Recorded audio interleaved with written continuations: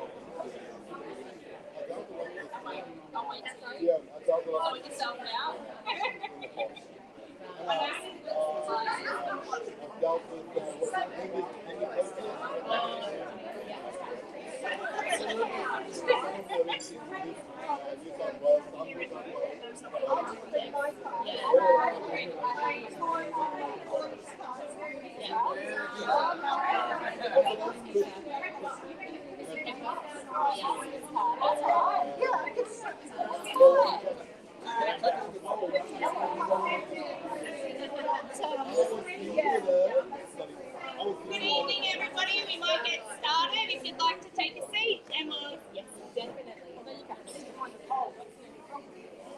I'll hide behind the pole.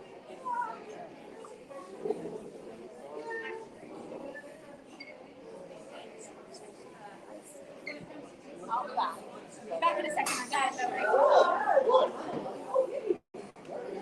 Hey, Brad, where are you?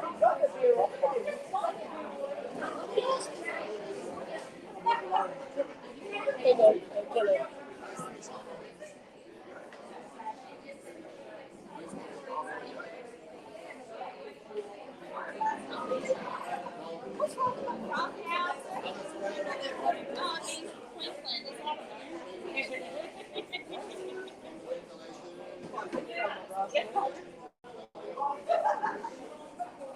Do you have some serviettes I can use to wipe the chair? Yes.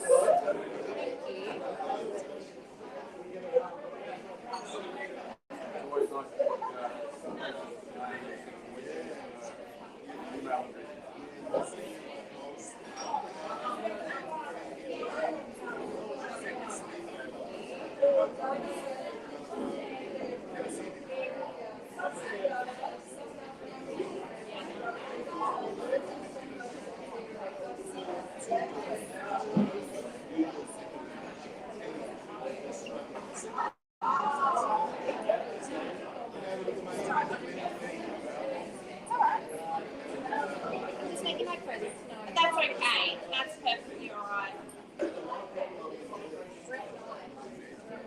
Good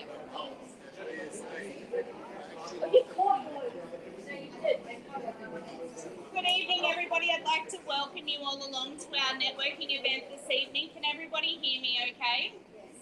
Or otherwise I'll have to get the microphone. So I'd like to welcome you all along and thank you so much for coming.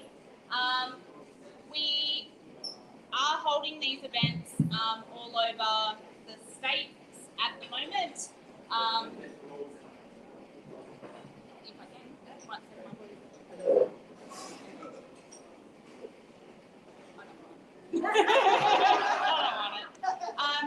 And this is to get like-minded providers through that provide medically complex supports to people across all of Australia, to get our networks nice and tight, that we're able to refer and trust the people that we're referring to, but also letting the hospitals and also allied health professionals and things like that know that we're here and we're able to support as well on the other side of things, including from our nursing care through to our support coordination, and just advice and the intensive care hotline as well. So just to help out with that. So first of all, I will welcome Trevor from ResMed to come up and have a chat. And he's going to tell us a little bit about ResMed. Yep. I'm Trevor Ford, like probably a lot of you would know. Trevor Ford, the New South Wales sales rep, and we look after a particular amount of ResMed products. Portfolio. Sorry. Hello. Okay. So basically, with ResMed, we cover obviously OSA products, bi-level products, as well as our ventilation range of products. And where we get involved is within the hospital space, supplying the products obviously to patients within the hospital with all different types of respiratory issues. And myself doing the initial setup in the hospital, patients coming to ICU, M&D patients that need support, and then of course the clinical education around the products. Can you do the next slide? So basically our three portfolio is basically our Essence 10, Essence 11 and Essence 10 range. And then of course we have our ASB products and our bi-level products that we supply within hospitals and in the private sector. And on the respiratory side of the products, we obviously supply the Astral range, the Stella, and obviously the Astral 150. All our devices are connected via AirView, remote connectivity, and these are supplied and supporting patients within the community. About a couple of years ago, say about 5 years ago, Patrick, I think we met, and I thought that talking to Patrick and getting involved with Patrick with what Patrick does, intensive care does, I think it's a good place for us to collaborate and network and bring other players that's in the same industry together to support a lot of these patients in the community. Because from what we see, and I suppose a lot of you are aware as well, support for the patient is a lot of sort of, say, fly-by-night people supporting these ventilation patients, and it's quite risky. And we've had a couple of incidents where some of these situations were pretty critical. And I just thought that it's great that we can actually work together and support each other. That's about it. Yep. Okay. Thank you very much.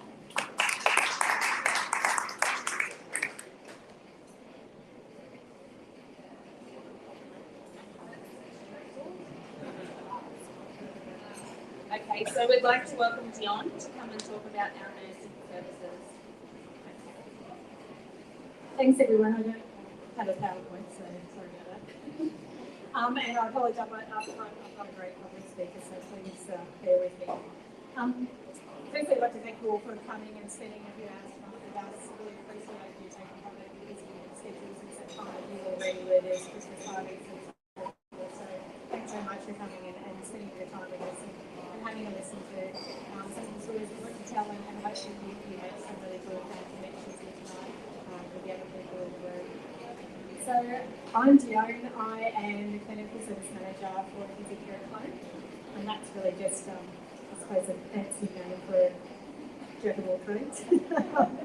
I come to the company with 30 years experience within Queensland Health and internationally, 25 of that in the ICU setting and actually specifically in paediatrics, and quite a bit of the different roles that are encompassing in those intensive care units.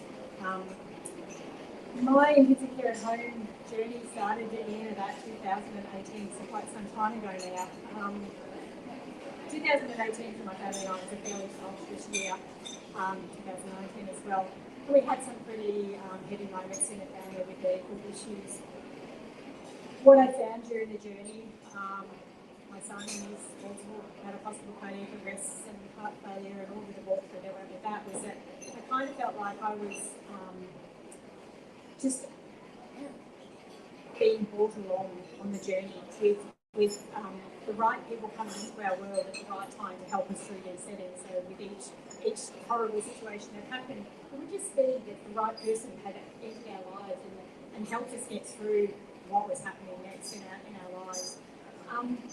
And so I was up one night and I was doing what I normally did because I didn't sleep for the better part of a year and a half, and that was researching and reading journal articles on this horrible genetic heart disease that had come and encompassed our world.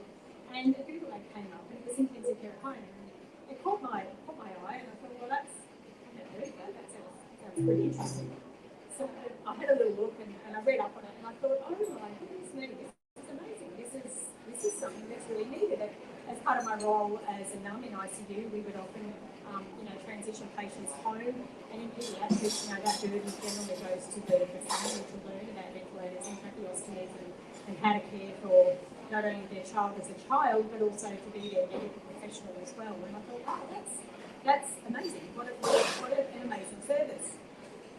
And then I had this sick feeling in the back of my throat because I reflected and thought, hang on, during this whole journey of all this happening to us, the right people came along at the right time. And so in my head, I thought, oh my goodness, the next thing is going to be that my son's going to need intensive care at home. And that was just my illogical, logical train of thought that, this is going to be our next part of the journey. And I felt quite dejected. I went to bed that night to lay there and look at the ceiling and just, it was a pretty horrible feeling.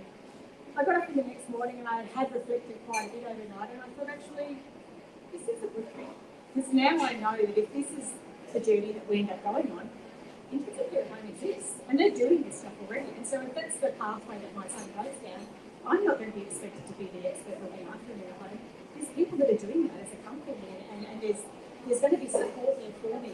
And in my head, that helped a lot.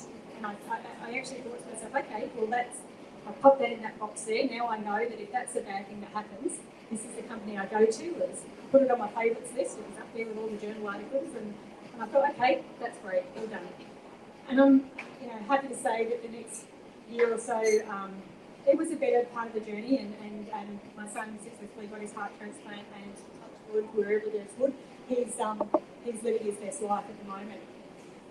And then a couple of years back, I was again finding myself at the journal articles and trying to research, because unfortunately the effect of the stress of that had actually kicked off my part of the heart failure, and I found myself unable to work anymore. I couldn't walk from the car park to my job as a nursing director with Metro North.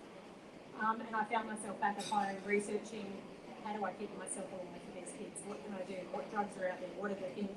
And sure enough, up pops intensive care at home again on my Google search, and I'm like, okay. So it's happened the second time, and the first time it wasn't because my son needed them, so I thought, well, hopefully it's not me, but this time I'm going to pick up the phone and I'm going to talk and see what's the deal. And this lovely gentleman, Patrick, answered the phone, and he talked to me about his company and his ethos, and oh gosh, it must have been about an hour later. I got off the phone and I thought, you know what, I've got a new career. This is amazing. Because having spoken to Patrick, I realised that while I was stuck in his physical body, it wasn't doing what it should do. Patrick had saw a different side of me. He actually saw that I had this ability and these connections and this knowledge that I built up over 30 years, and I was sitting at home feeling so useless because, you know, my heart wasn't working and I wasn't able to talk in longer than 3-word sentences. But he didn't care what my physicality was.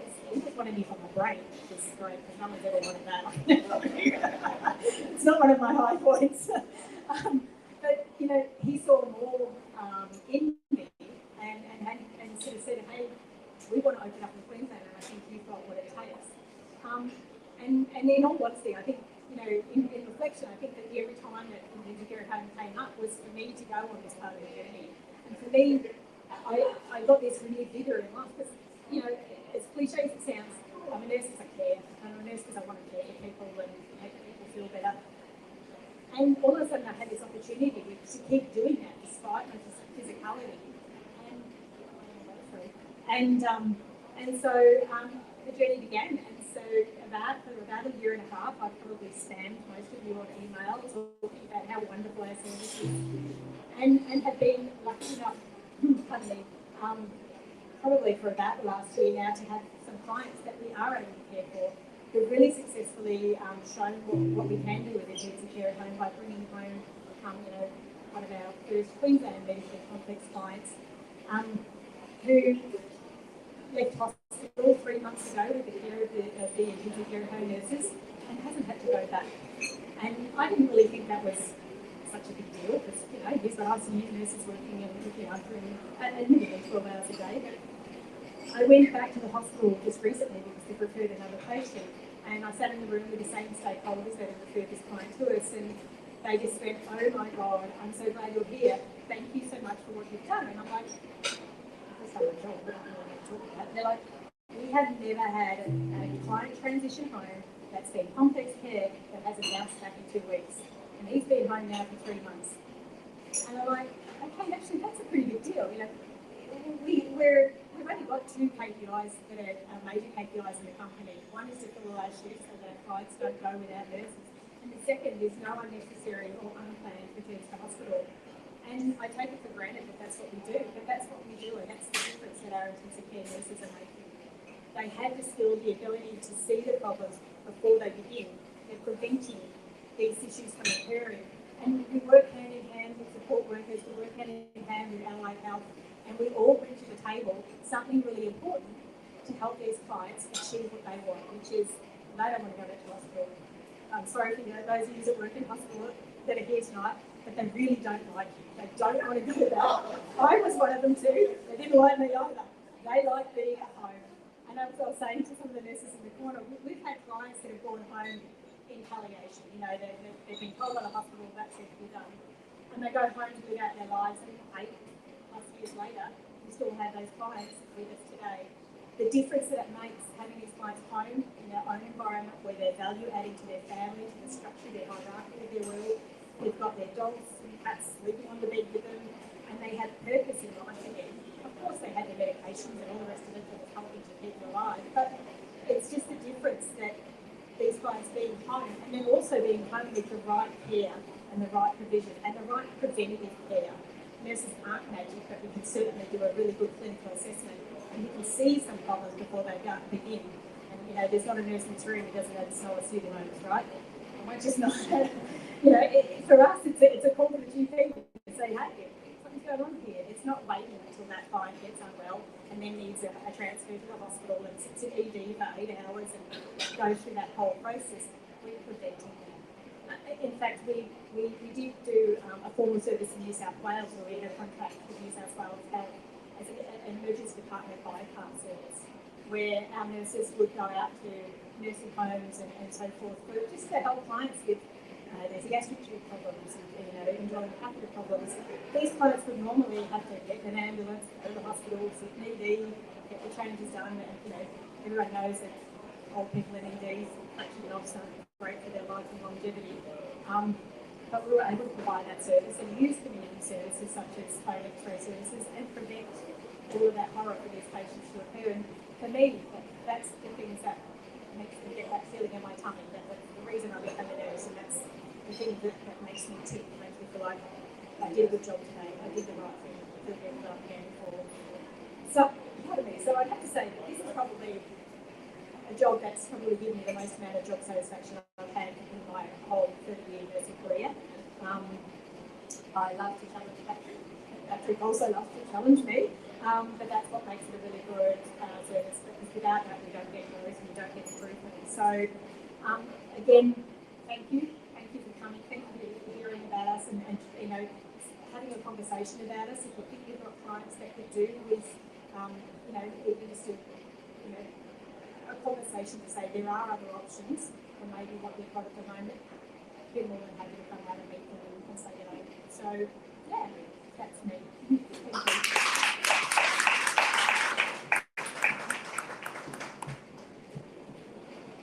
Okay, thank you very much, Dion, for giving us that insight. So I will, Dion, because otherwise I won't be able to eat. So I'm going to talk a little bit to the support coordination and what that looks like for us at intensive care at home. Oh, no. Okay. It should be. Okay. That's all right. I'll just talk. And these are all Dion's files. This is what my brain looks like. Just so you know, that's what is going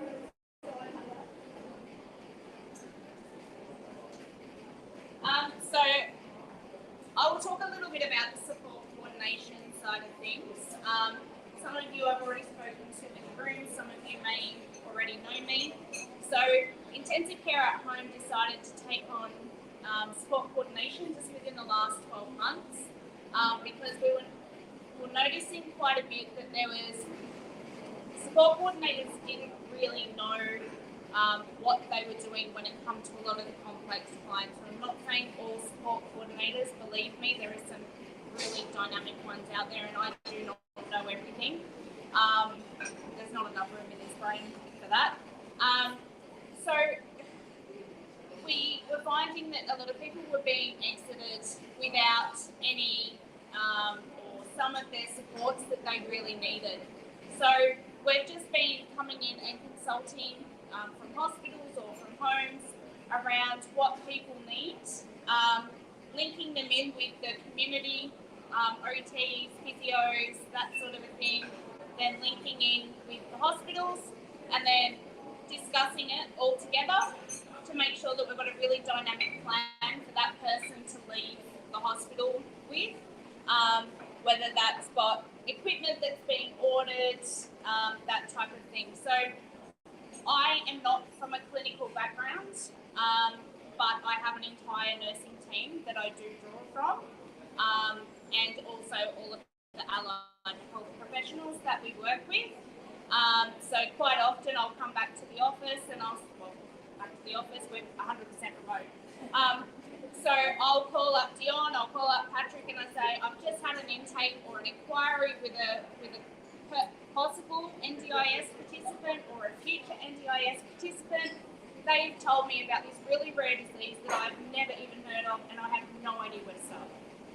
So generally, 9 times out of 10, they have heard of it or they're going to find me some information on it. And then together, we develop a bit of a plan and take that back to the NDIS participant or future NDIS participant and say, this is what we can do for you. This is what we've come up with. This is what the supports could potentially look like for you. Obviously, one of the biggest things within support coordination is choice and control and making sure that all NDIS participants have a range of services that they're able to choose from. Some of our medically complex participants don't have very many people to choose from. So offering them a choice, there might be 2. I'd like to sort of use the respiratory physio as one of the examples. There's probably 2, 3 in Victoria that we have used, and it's very very rare to be able to get a respiratory physio that has availability, which is another big thing. There isn't a wait list for. A lot of our participants require it now, not in, 3 months, 6 months time. Because the respiratory physios are very unique, we obviously need to build our network and make sure that we have a really great referral network for that. So I can say to our NDIS participants, here's 6 choices. How about that? These are the pluses, these are the minuses, these ones have wait lists, these ones don't.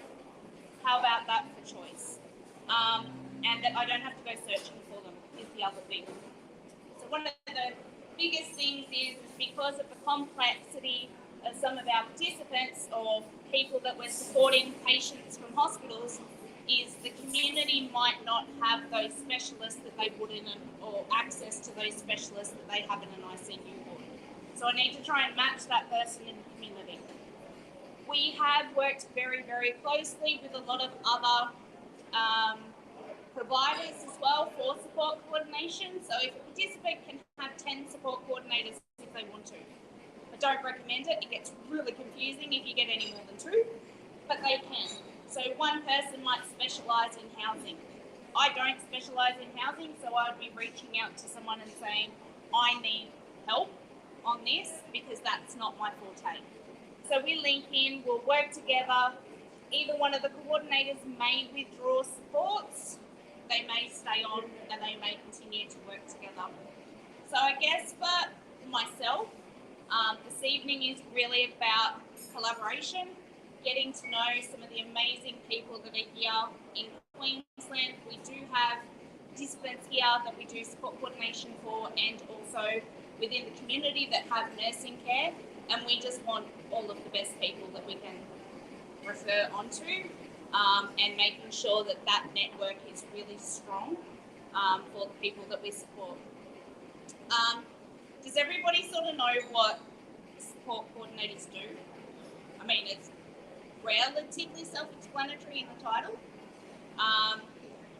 but in a lot of cases, we're also liaising with the hospitals, we're liaising with housing, we're liaising with justice in some forms, we're liaising with child protection. So we've got all of these other potential funding bodies that we're also talking to try and get everyone to sort of meet in the middle, which can be a little bit tricky to try and coordinate sometimes. But that's also part of our role as well.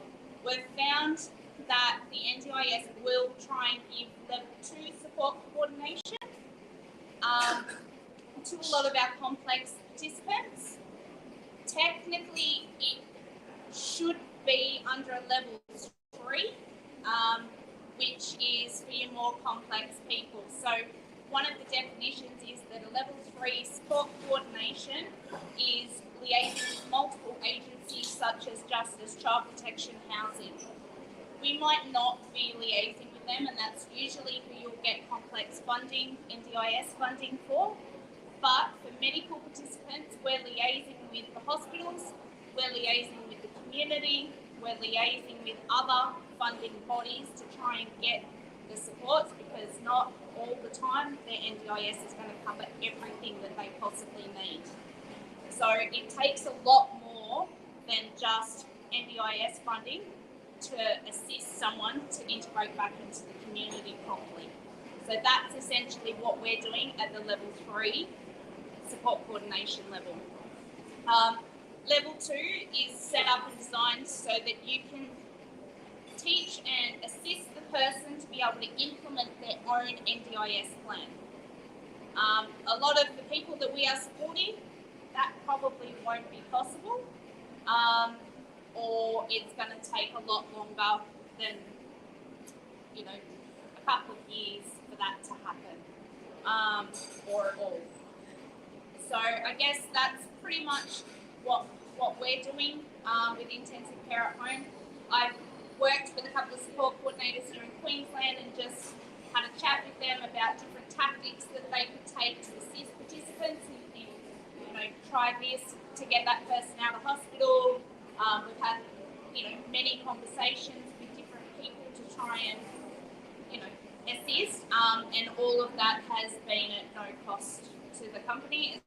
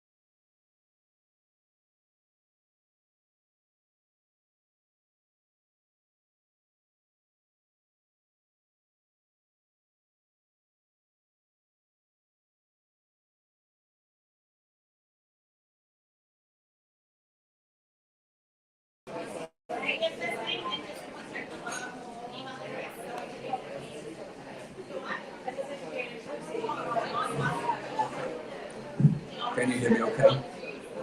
Sorry for the delay. Thank you so much for joining our networking event in Brisbane. I really appreciate it for coming tonight. Thank you, Dion, thank you, Amanda, for doing most of the legwork and setting this up. And thanks again for joining us. I want to talk a little bit about where we got started and what got us here today. Some of you might know that I'm a critical care nurse by background. I did my nurse training in Germany way back then, and I ended up working with intensive care at home in Germany, in Munich in 2001, I think. And we were basically the first company then to set up intensive care at home, and it was a huge success, right? So then I went overseas, continued my nursing career in the UK, and I eventually came to Australia, all the while working in ICU. And all I could see in ICU was patients that we would have looked after at home in Germany. That's all I could see. A niche market, right? Basically, not many patients in ICU need that type of service, but it's certainly a significant number. It's also a growing number.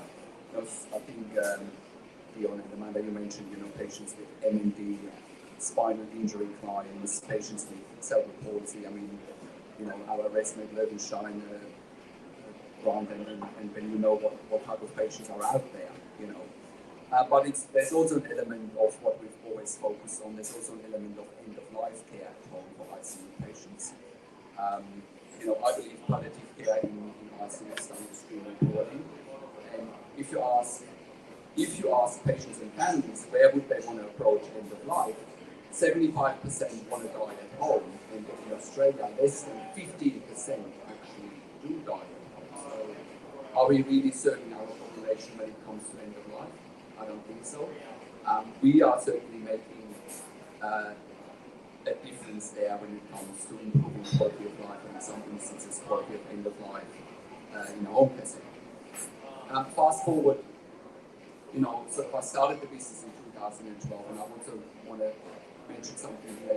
I never started this business because of NDIS would be the thing one day. I had no idea in 2012 that the NDIS would be a thing one day. I started this business because I believe there was a need for what we do. It never had anything to do with the NDIS in the early days.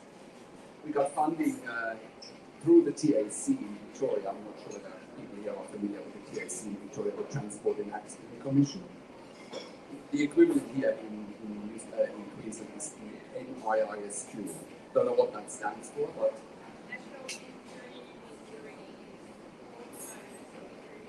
something.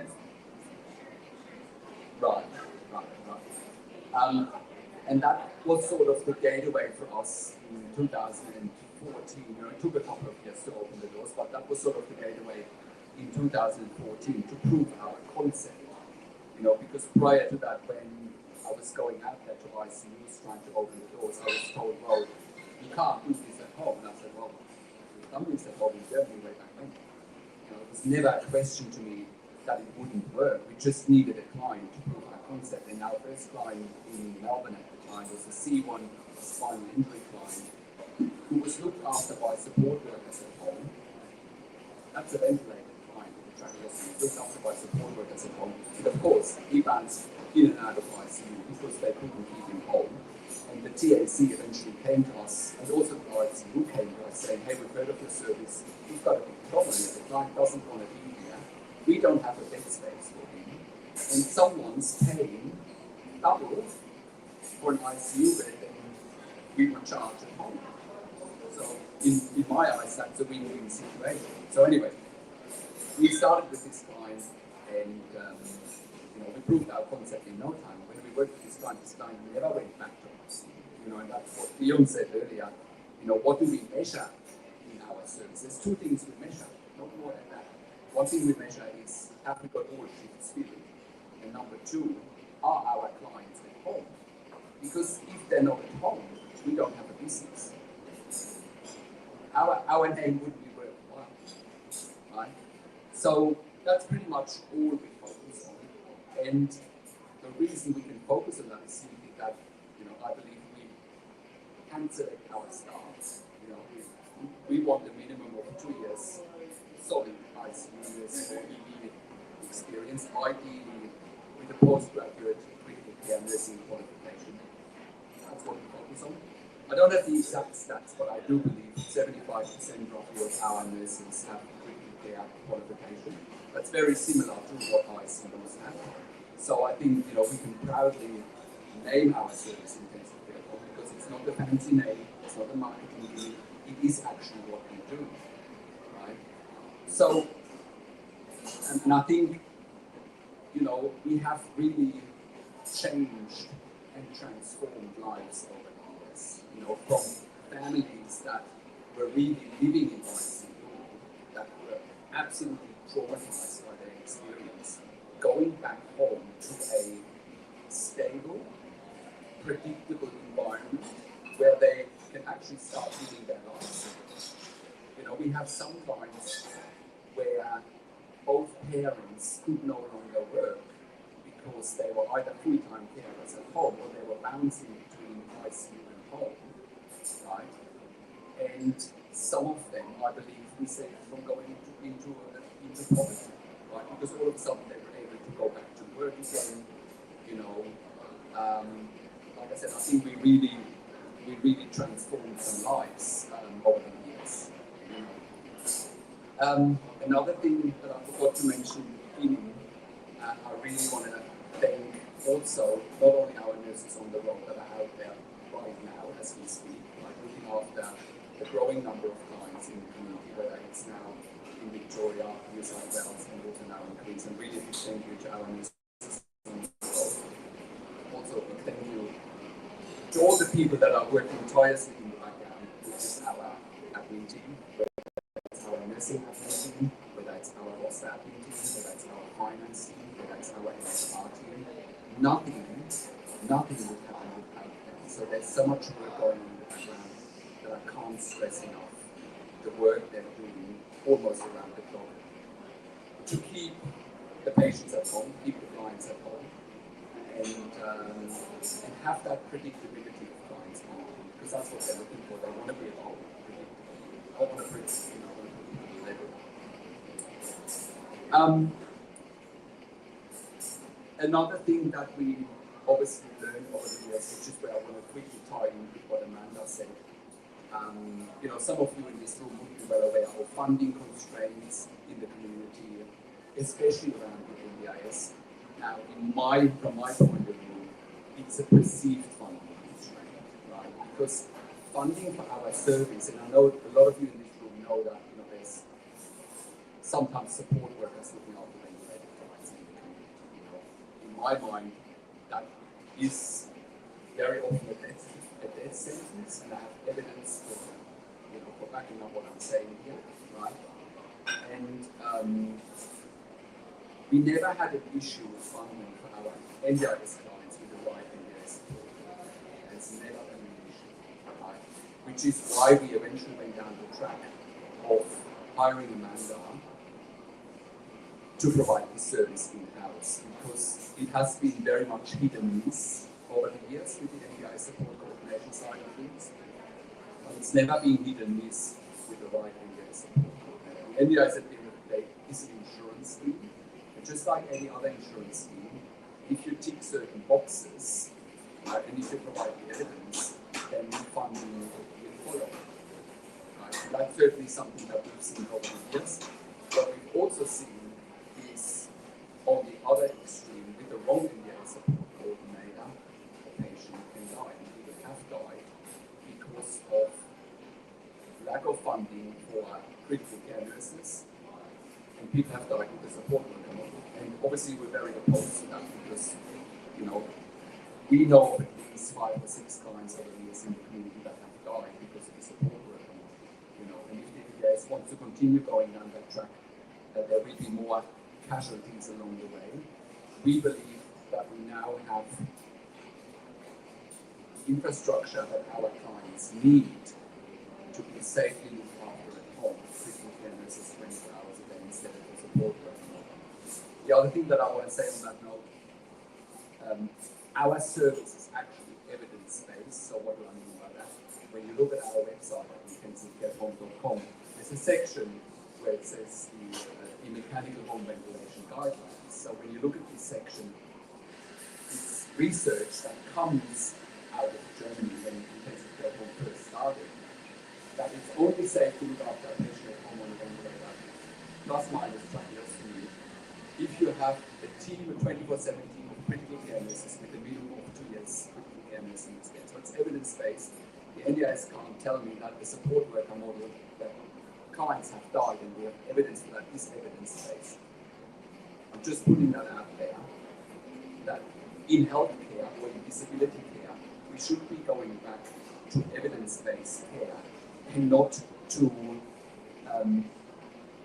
what's cheapest, because we actually have people's lives in our hands, and we mustn't forget that we're actually having people's lives in our hands. In the meantime, so when we first started in Victoria in 2012, we did eventually then start getting some clients in New South Wales. That came organically. It wasn't that we were trying to branch into New South Wales. Really, word of mouth spread into New South Wales eventually, and we were actually starting there during COVID when we couldn't even interview people in person. We had to interview staff online, which worked out fine in the end. And then also started to grow organically here in Queensland in 2021 when one of our Melbourne-based clients first moved up here. And they asked us, well, can you find us some staff in Brisbane, which we could. And then Dion, contacted me at some point, wanting to work for us, which was really a godsend. And with Dion's contacts here, but also with her insights into what's happening in Brisbane and in Queensland, especially in the pediatric ICU world, has been extremely invaluable for us. And we are now having a small but growing nursing team here in Queensland. So thanks, Jane. Thanks, Julian, for coming tonight as well. And we have admin staff here tonight as well, of course, from up here in Queensland. So thank you, Chloe, for joining us as well. And Siobhan, our HR manager, is also here in Queensland. So thank you, everyone, for joining us tonight. I want to wrap this up here now because I think we've got some food coming. And but if you have any questions, please, now is the time to ask some questions. Or you can get in later after dinner.